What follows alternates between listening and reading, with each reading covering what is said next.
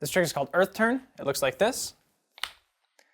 Now, when you do earth turn, all you're really doing is throwing the tama up. It will rotate 360 degrees and land back on the spike.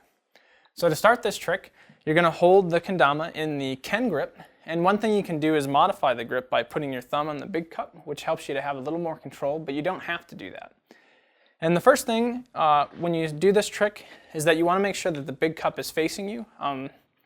If you do it with the small cup facing you or with the cups pointing away from you in either direction, you can still do the trick, but it's not quite right, and this is actually a little easier. You'll be surprised to find that.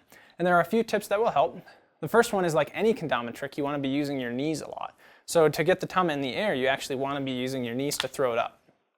And the other action is that you want to be using your wrist. That's how you get the tama to rotate.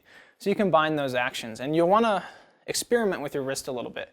You'll notice if you flick harder or softer, you can make the rotation go faster and slower. And when you're just starting, it's a good idea to practice with the rotation going a little slower. Outside of that, the one other tip that you want is you want to make sure that when you're doing the trick, you're not throwing the tama way up in the air. You actually want to try to keep it somewhat close, and that'll make doing the trick a little bit easier. And that is the earth turn.